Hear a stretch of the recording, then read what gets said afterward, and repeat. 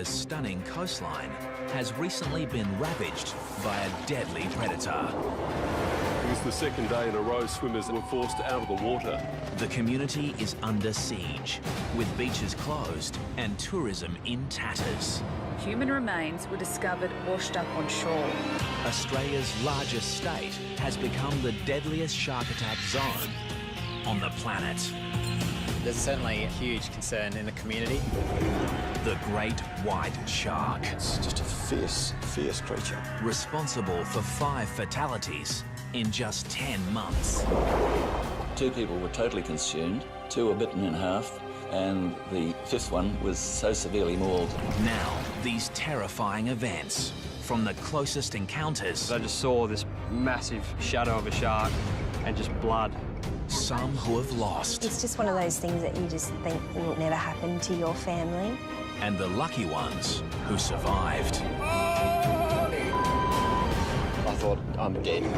We explore why this terrifying phenomenon is happening. Clearly something has changed.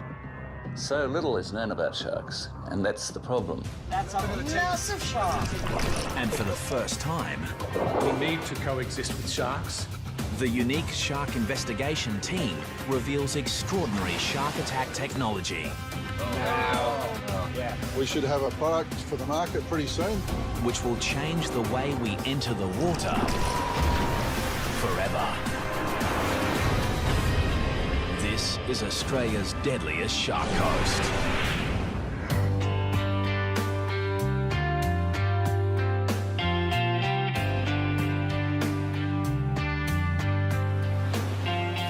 Western Australia's coastline spans over 12,000 kilometres of some of the most beautiful beaches in the world. But recently, they've become the most dangerous. Western Australia had a charm period between 1925, when there was an attack at Cottesloe, and 2000, when Ken Crew was taken at North Cottesloe. That's a period of 75 years in the metropolitan area. But attacks have escalated in recent years. We've had 10 since 2005, and we've had 5 in less than 12 months. This unprecedented spate of fatal shark attacks has triggered a wave of fear amongst the West Australian community. The impact has a profound effect on the lives of many, especially those unlucky enough to witness these horrific events. I'll just pull the car up there and drop it in just there. It's cooking. 22-year-old surfer Matt Holmes travelled 2 hours north from Perth with his mates to a popular surfing location called Wedge Island. Yeah, we were just so excited to run around throwing the ski in as quick as we could to get out there. Together, they'd had years of experience surfing the West Australian coast. But there was nothing that could prepare these 3 young men for what was about to happen. It just looked so safe out in that water. Just felt like a perfect day. Using his jet ski, Matt began towing his friend out to the breakers, where they could take turns surfing the waves. We'd been in the water for, I reckon, an hour and a half. We were just towing up to 2 blokes that were probably 100 metres away, and I signalled to Nathan to turn around. I looked back forward and just saw some guy just get attacked by a shark. Matt watched in horror as the 5-metre great white shark moved through the waves like a torpedo. It sort of hit him, but then drove him into the water. Just water going everywhere. And within 5 to 10 seconds, the thrashing just turned all red. And there was blood. Matt quickly took his friend into shore. The guy's mate, he was just screaming at me. My mate's out the back. And I just remember holding the jet ski just flat out. I was just flying through the waves. And as I got close to the guy, a set came and I just hit the set flat out and I was just airborne. And when I was airborne, I looked over and I just saw this massive shadow of a shark and just blood. I just wanted to get him out of the water. I was so focused on getting him, I was leaning down off the side and the ski was rolling, and I heard like a thrash of a tail, and I turned behind me and the shark was behind the ski and just followed me around. I felt it nudge the ski and I just thought, oh, I'm going to roll over here. The great white then began to exhibit the behaviour of a top-order predator. And the shark just slowly just followed me around and was just sort of eyeballing me. It was just fending me off the guy. Just the way it was just hugging me off him, I couldn't get any closer. They say they bite humans and let go. This shark was determined. This shark was fending me off the body. The shark wanted him. Despite placing his own life at risk, Matt's efforts were to no avail. As I got closer to him, he just took the rest of him and dove off into the white water. No one on the beach that day could predict the horrific events that unfolded so quickly and that tragically took the life of Ben Linden. He was 24. His body was never recovered. Witnesses say the shark was at least 4 to 5 metres. With one bite, it cut the young victim clean in two.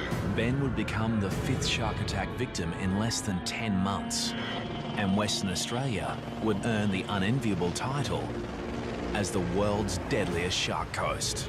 Several beaches were closed yesterday. It was the second day in a row swimmers were forced out of the water. There's no doubt attacks are up. The question is why. As the media feeding frenzy on shark hysteria gathers momentum, A killer shark is prowling Western Australia's southwest coast. the authorities launch a full-scale shark task force to investigate why this is happening. The government had to respond to a situation of 5 fatalities. That was unusual, and clearly something has changed. I'm of the view, whether it's scientific or anecdotal evidence, that the number of sharks have increased, and that has proved to be a threat. Investigations into all 5 recent shark fatalities reveal just one suspect. The great white shark, recognised as the fiercest predator on the planet. Many believe their protected status over the past 15 years may be to blame. The great white shark's been protected in Australia since 1997 and in Western Australia for the same period. One of the enduring theories is that since their protection, their numbers have exploded. So what is drawing the sharks into the Western Australian coastline? To be honest, it's a really difficult question to answer. I think that there are definitely times of year where sharks are more common off of the WA coast, and there are times of year when they've kind of left the coast and have gone to other regions.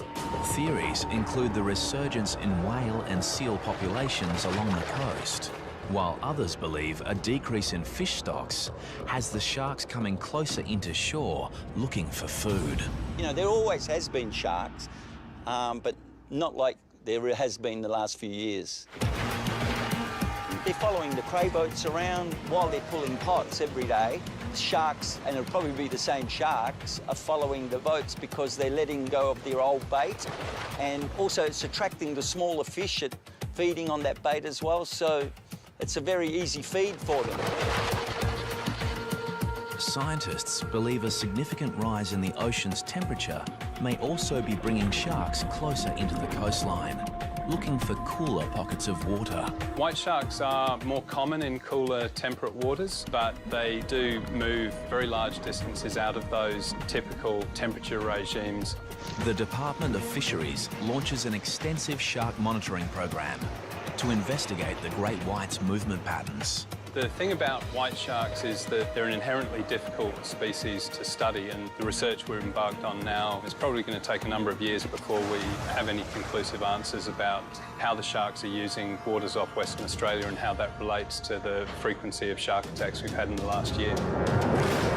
If the scientists were honest, they would give us those 3 little words, which are simply, we don't know. So little is known about sharks, and that's the problem.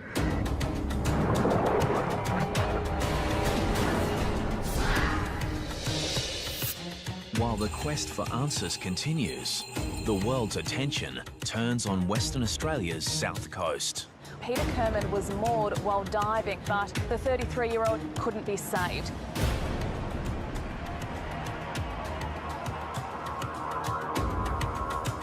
On a windswept beach south of Perth, Sharon Burden weeps alone. This is where her son Kyle was taken by a killer shark. In the coastal town of Bustleton, the impact from shark attacks has seen an 80% drop in bookings at the local dive shop. Even though there has been a lot of attacks in a short time, we've still been trying as hard as possible to continue business as usual.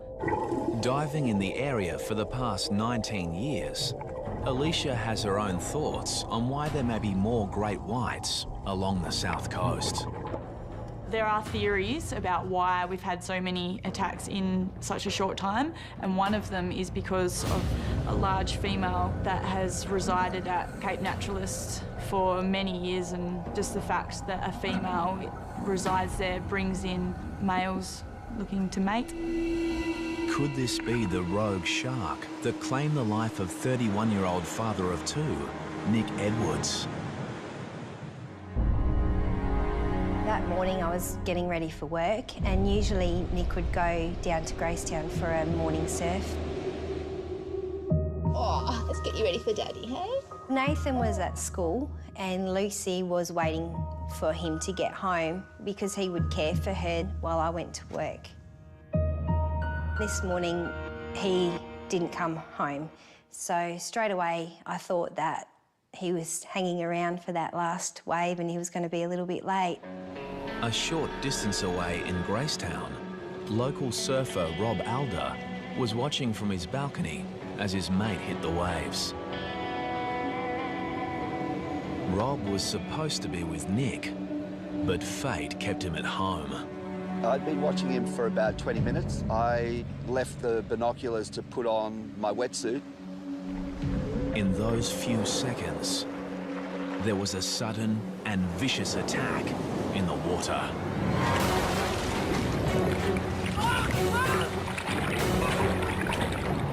I came back to the binoculars and saw just a half a board bobbing around, and I thought maybe he'd had a heavy wipeout and possibly broken his board, which is not uncommon here, and that he'd surfaced. But I let a couple of waves roll through and he didn't come up, and then I figured something wasn't right. And so I jumped on my bike after calling the sea rescue. As I was cycling down the path, there was somebody running back up yelling, "Shark, shark." When I arrived down here on the point, my friend Craig was already in the water up to his waist. He started waving at me furiously, so I ran down to where he was. He was handling a person, obviously a surfer. He had a wetsuit on, and he was trying to get him out of the water, but the rocks are really difficult here. So together we managed to lift him, and it was then that I realised he'd been attacked by a shark. But in the frenzy, Rob had not identified the shark attack victim. He was about to get the shock of his life. There were quite severe lacerations on his upper thigh and the calf of his right leg. Nick. As they assess the victim's injuries, Rob Alder is shocked to discover it's his surfing buddy, Nick. Here, pressure here. I took the leg rope off my board and wrapped it around his thigh as a tourniquet and started CPR and mouth-to-mouth. The fellow surfers desperately tried to revive Nick until the paramedics arrive. So yummy, baby. Meantime, Nick's wife, Melissa, is at home, oblivious to the drama that is unfolding. At that time, I was quite anxious and I started ringing the hospital.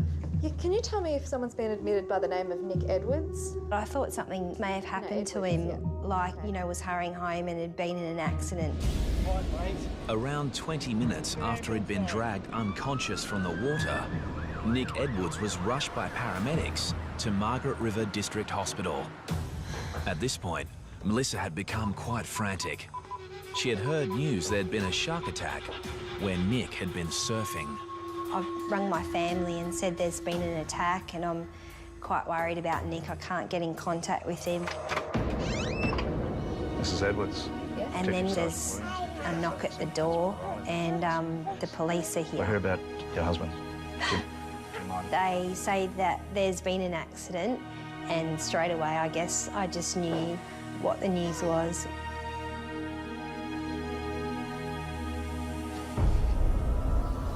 The victim was dragged from the water unconscious. He died on the way to hospital. For Melissa, coming to terms with her husband's sudden death had her reassess how she felt about sharks. When they are coming close to shore and putting people in danger, I think it's really important, if they can't be removed from the area, then that they are destroyed. Somebody said to me, what right do we have to play God with the sharks? There's no price you could put on a human life. But in the rising debate on culling sharks, conservationists fear the wrong message is getting across. White sharks are the apex predator in our marine environment, and it's really important to understand how important they are. If you take out apex predators in an ecosystem, all the other lower predators multiply and the whole system comes out of balance. So we do need to protect white sharks, and if people enjoy eating local seafood, they enjoy scuba diving, whatever it is about the marine environment they enjoy, they have to understand that white sharks are critical to maintaining that balance.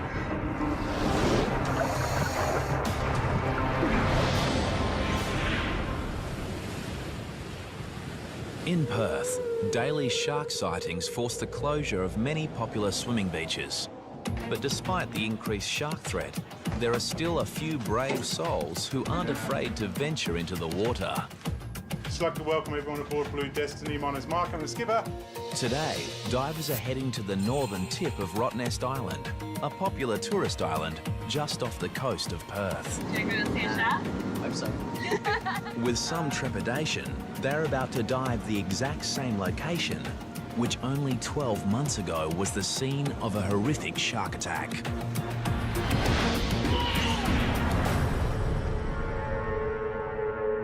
It was late October when 32-year-old American diver Tom Wainwright met his fate. Anybody who's taken by a shark is unlucky, and Tom Wainwright was particularly unlucky. There had never been a shark attack at Rottnest in all the 100 and something years that people have been going there. Sergeant Pete Bayan was on duty that day.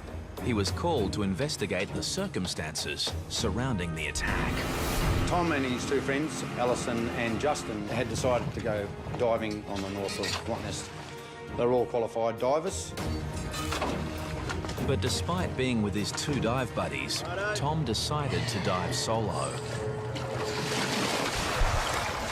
It was a fateful decision, as moments after entering the water, Tom was attacked by a 4-metre great white shark.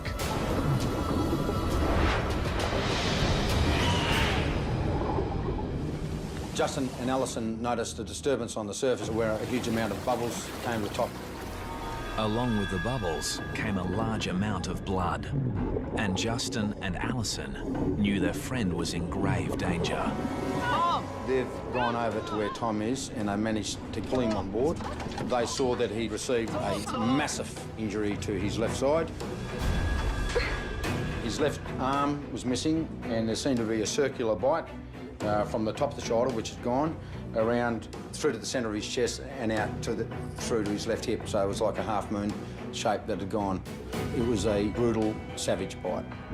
Shark hunting patrols are resuming this morning for the great white that's believed to be responsible. Tom Wainwright would become the second shark fatality in less than 2 weeks, following the disappearance of a swimmer at the beach suburb of Cottesloe. After 2 days of searching, the only trace of Bryn Martin are his speedos, triggering speculation that a rogue shark may be responsible. And for shark author Hugh Edwards, it's a theory that should not be ruled out. It is not unlikely that you've got one shark that is either old and finding natural prey difficult to catch, or has found how easy human beings are to catch. The problem is it's very hard to collect direct evidence of what shark's been involved in an attack. But based on all the circumstantial evidence, such as the size of the shark, the locations, the periods between shark attacks, there's not a very strong case that the same shark has been involved in all of our attacks over here. Serial offender or not, the Western Australian Government moves to allow the killing of any shark that poses an imminent threat. If a shark is staying around a popular tourist beach area and staying within that vicinity, it's got to feed. That's the harsh reality, so there is a threat there. I take a view that we have a responsibility to protect people using the beach, particularly families and young children. So this deadly hunter has now become the hunted. The baited hooks were set up in a capture and kill operation, the first of its kind in WA. One of the big problems is actually even establishing what an imminent threat is. If a shark is seen and has been spotted and people have been removed from the water, then there really isn't an imminent threat anymore. So it seems to be quite an impractical policy, but the impact it's having on people is actually to increase the fear that we're trying to remove without really making people safer. As an alternative to killing sharks, the government assembles a special team of shark experts at the University of Western Australia to investigate how to make people feel safer in the water. We've got the 2 white shark brains here. Professor Sean Collin, a world leader in shark sensory biology, leads a team of specialists who have spent many years attempting to understand shark behaviour. The great white shark is one of the largest predators in the world of the cartilaginous fishes family. It's been around over 400 million years and has developed a whole battery of sensors that makes an exquisitely tuned predator. The team's research into shark sensory systems has led to the development of new shark deterrents, which the team is now preparing to. This show was created for you and your family to watch together. Welcome to Nat Geo Wild. Test in the field. For the first time, they are packing up their entire laboratory and taking it into the domain of these deadly predators. This is a large undertaking, but I believe this is a wonderful opportunity to restore confidence of the public to re-enter our beautiful waters. As they embark on their 1,100-kilometre journey north, the team is hopeful that they'll get some results. Whenever you are developing something in a lab, however great it is, you need to go and test it with some real sharks because they're going to be the ones that tell us whether it works or not. Shark scientists from the University of Western Australia are about to test new shark deterrent technology in an effort to make people feel safer in the water. At a remote beach location, the Oceans team is about to trial an eco-alternative to the highly controversial shark nets that are used in some parts of the world. Netting on beaches has been used for many years to deter sharks, but there's a lot of evidence now to suggest that that is not effective and that, in fact, sharks and many other marine life are killed by these nets.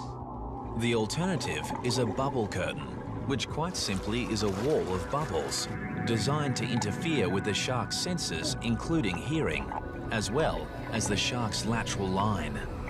Lateral line extends over the head and flank of all sharks and detects very minute water movement as the animal moves through the water. Research suggests that sharks will be frightened away by the interference caused by the bubbles. This theory is reinforced after a few days of testing in the field. And you can see it perfectly how he's well within the testing area. Sharks are recorded entering the bubble-free zone, while amazingly, no sharks venture into the bubble net area. We've taken something that was developed in the lab, we've shown we can actually test it in the field, so it's been an absolute success.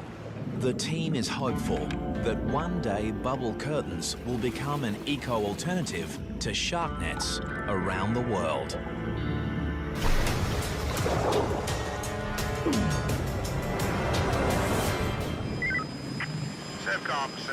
Back in Perth, shark patrols are stepped up to combat the increased shark activity. A massive 4-metre white pointer shark, half the length of the water police boat. Where's the nippers? Here, the rescue helicopter spots this deadly predator, lurking frighteningly close to a group of children. Hundreds of teenagers were forced out of the water. They were competing in a surf lifesaving carnival when the monster was spotted. Meanwhile, off the WA coast, the Department of Fisheries Shark Monitoring Program uncovers some interesting information. We've monitored 16 sharks off the Perth coast now. All of them have done things very differently while they're here. Some sharks are simply passing through, spend very little time here. Other sharks are here over more extended periods. The monitoring program includes the use of new satellite receivers, enabling shark alerts to be posted on social media sites when tagged sharks swim into populated areas. Stay out until the flags go back up. The siren's just gone. But it's the untagged sharks which pose the biggest threat to beachgoers. And for that, it's up to the surf lifesavers. Surfcom, this is Sorrento Patrol. Volunteer surf lifesaver Bernie Williams knows firsthand how vulnerable we are in the ocean. A group of friends decided we'd like to get a scuba ticket. So that was probably 30 years ago, and I've enjoyed it ever since, till recently. A few years ago, Bernie was with these same friends, diving an ocean reef off the coast of Perth. We're just cruising along the reef. I heard a boat coming quite close to our boat where he'd been anchored. So while Brian and Jenny carried on the reef, I went up to the surface, checked, couldn't see a boat near our boat. So I then came back down. I couldn't immediately see my dive buddies, Jenny and Brian. Suddenly alone in the ocean depths, Bernie searches for his friends. And then, out of the blue comes his worst nightmare. A 4-metre great white shark on the attack. I just felt this sudden impact on my side, and I was pushed through the water. I saw a big black eyeball within about 5 centimetres of my face. My arm was in its mouth, and the alarm bells just went off in my head. Miraculously, Bernie managed to free his arm from the massive jaws and was able to make his way to the ocean floor to seek shelter. Then my arm really started hurting quite badly, and the water started getting a very polluted look to it, a very sheeny look to it, and I realised that I was bleeding quite badly. Things couldn't get much worse for Bernie until the great white continued to stalk its prey. The shark was just circling. I had my spear gun with me. To fend the shark off, I poked it in the nose as it brushed me. I think it knew that it had a meal there. I was tucked up against the reef watching the shark when I felt someone touch me on the shoulder, and it was the dive buddies. Literally, as soon as I felt the touch of my shoulder, the shark just turned around and it disappeared. But Bernie's ordeal wasn't over yet. That trip from the bottom to the surface had to be the most frightening trip you could ever think of, because the speed of these sharks, it could have quite easily attacked us and made mincemeat of us in the water. Finally, they reached the surface, and with the help of some nearby fishermen, all 3 divers make it to safety. Bernie realises it was a lucky escape. He attributes his survival to a portable shark repellent device. My belief is one of my dive buddies, Brian, was wearing a shark shield, and I think that probably deterred it because it just took off. The shark shield works by emitting an electrical current that theoretically deters sharks within a 3-metre radius of the device. Shark right at the surface. Big one. Right now, the shark shield is being tested by the oceans team off the WA coastline. So we're just attaching the shark shield to the top of the rig here. The scientists have baited and set a number of stereo camera rigs, and all they have to do is wait. Recent testing using the shark shield on great whites showed the device had a clear effect on the animal's behaviour. But it also showed that the shark was not repelled in all situations. Essentially, if a long enough period of time was given, the sharks would eventually still take the bait while the device was active. And so, really, it's still a little inconclusive as to whether this device is really functioning as effectively as it could do. Yeah. And when the scientists review the footage from their own experiment... And he just got us out. On the nose Yeah, he got it on the beak. The results reinforce the theory that the sharks get used to the device over a period of time. Yeah, he's now straight away coming back. Yeah. So really what we need to do is look at ideas and how we can actually change the electric field so that when those sharks come round again, they're not presented with the same original source. It's actually a different field. And so this would then continue to be an effective repellent over a long period of time.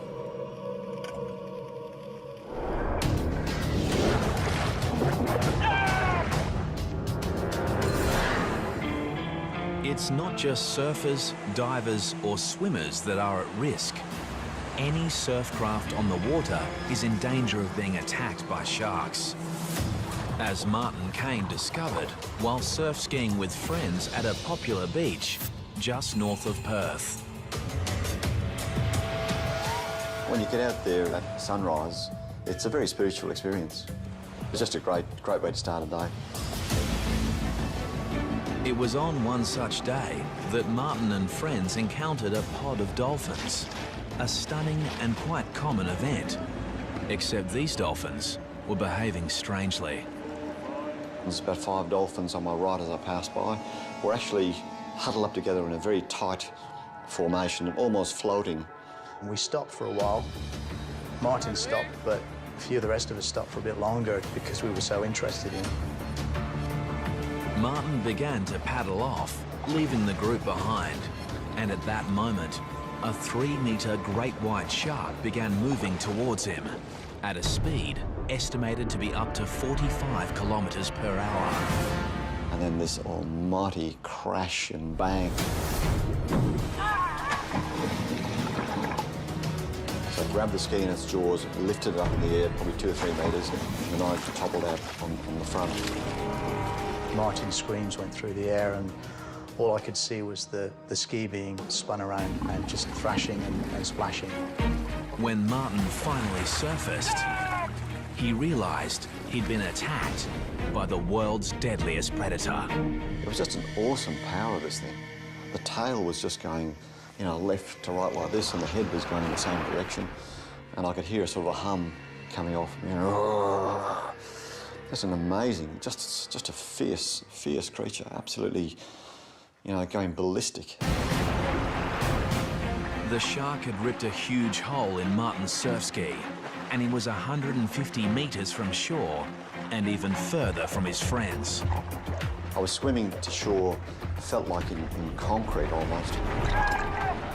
And all I was thinking of, perhaps he's going to take my legs, or I get chopped in two.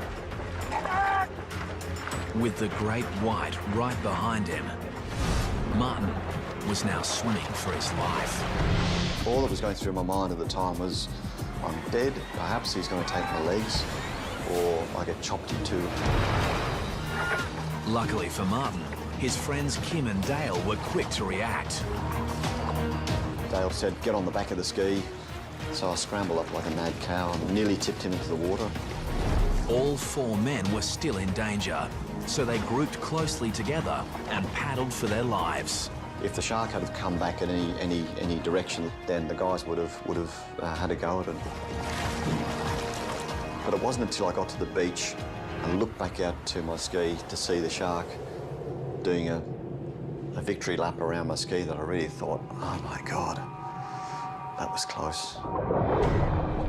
Since the attack, Martin has reassessed his relationship with the sea. It's changed the confident attitude that we used to have, you know, go out in the mornings, bit of deep breathing, you know, fresh air, dolphins, to the sharks out there, you know.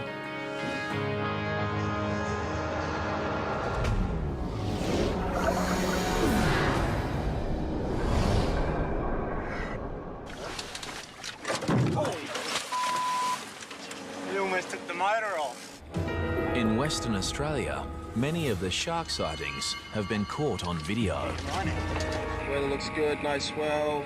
And none more chilling than this footage, taken by freediver Nathan Podmore while on a diving expedition 4.5 hours north of Perth. Hopefully there's a few fish about. When Nathan and his friend Dave enter the water, there are a few fish about, but just not the ones they were expecting. In the water for a couple of minutes. And just next minute, just heard Dave just scream my name. There was definitely something in his voice that just said, we're in a bit of strife. And turned around and it's just like, whoa. The two young men are confronted by a 4-metre great white shark. It was unbelievable. Just look, they're like a torpedo underwater. They're absolutely massive. And it came in straight at us both, and it sort of just broadsided in front of us. I had a good opportunity to just give it a good whack, sort of as hard as I could whack. I punched it in the side of its face, and it didn't like it much. Incredibly, Nathan and Dave were able to scramble aboard their boat. You don't see one of them every day, and you don't want to see one of them every day. It's something extraordinary. On this occasion, the boys were lucky to have a spear gun for protection. But in most cases, the only thing between you and a shark is the wetsuit. And off the coast of Western Australia, the ocean scientists believe they've finally found a way to make the wetsuit shark-proof. Dave, so these are some of the wetsuit designs that we've come up with using... After years of research, they're about to test new wetsuit prototypes, which have been designed in conjunction with a leading product developer. The most common question that we get asked when anybody gets a wetsuit is, I don't want to look like a seal, and what colour do sharks like? Well, we think now, based on the science that's been done, the research that's been done so far, we know the answer to that question. The answer comes following the Ocean Institute's compelling study of the evolution of the shark brain. Here, Dr. Kara Yopak compares the brains of a great hammerhead shark and a manta ray with the smallest brain of them all. Believe it or not, that's the brain of the great white shark, which is actually quite small relative to its body size. But what is really impressive about the great white brain are these visual brain regions, which are these two lobes located here. And this is the part of the brain that receives the majority of visual input. So what this tells us is that the great white is actually a very visual predator. And so it's far more likely that using a visual repellent is going to be more effective in this species. This leads to the research team's breakthrough discovery, revealing sharks may actually be colorblind. Once you know what the shark can see, you can then start to design things which will either be very visible to the shark or actually quite cryptic to the shark. With this knowledge, the new prototype wetsuit designs include a camouflage suit for divers, while surfers will adopt a striped base pattern, much like a poisonous sea snake, and shown underneath this surfboard. The strategies are twofold. One is a can't see me strategy, cryptic in the water, and the other one is a can see me but don't eat me strategy. The idea being that even though you're perceived, you're not perceived as a meal. Today, the Oceans team is about to test the camouflage design against the popular black wetsuit. Each test wetsuit will be filled with a mix of fish and tuna oil attached to a stereo camera rig and lowered to the ocean's depths, where hopefully some sharks will take the bait.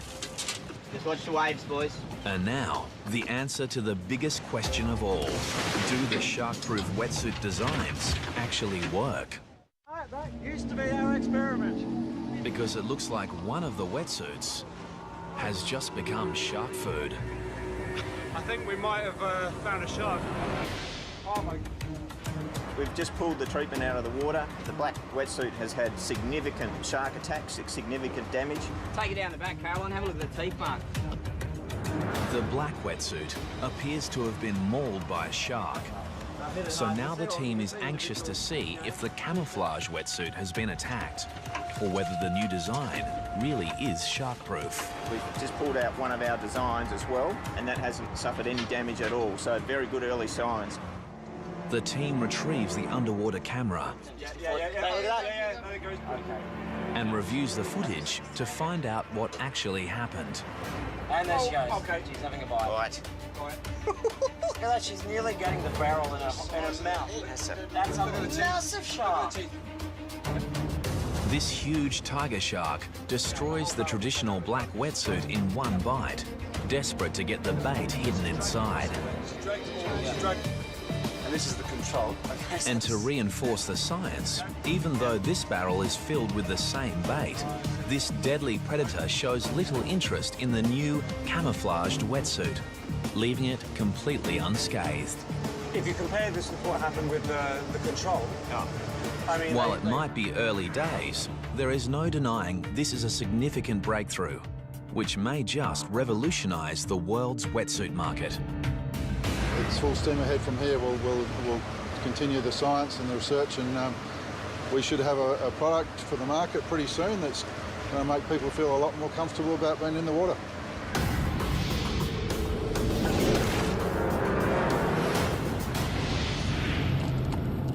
Any encounter with a great white shark is going to leave its mark. It's down there, right? And for Matt Holmes, it has had a profound effect. Every night, the whole thing goes through my head. And what I could have done different, and if what I did was enough. Today, Matt has returned to the beach where a great white shark claimed Ben Linden's life. Still remember going out through here, just flat out. But he can only watch on as his friend takes their beloved jet ski out for a spin. I struggle to go out on the boat for a fish nowadays. I just feel like it's all going to happen in front of me again. Just never thought it would happen, but unfortunately in WA it's happening all the time.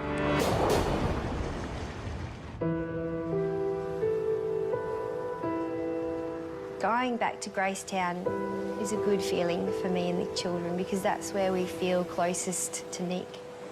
The loss of Melissa's husband, Nick, means her life and the lives of her children will never be the same. Because Lucy's quite young, we go down onto the sand and there's a cross still in the sand, so she decorates it and plays in the sand. And despite a great connection to the ocean, the young family isn't ready to venture back in. And I know Nathan's never going to go in the water again. And the question remains, will it ever be safe to go back into the water? There is no doubt that the shark fatalities and the increased sightings of sharks has affected the behaviour of people. So it's affecting our lifestyle because one of the great things of West Australia are our beautiful beaches, our long coastline and the enjoyment of that environment.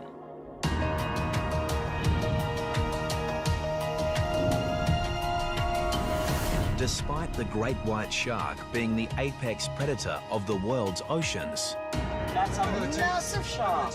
and all the scientific minds and money behind the research, these formidable animals remain an enigma.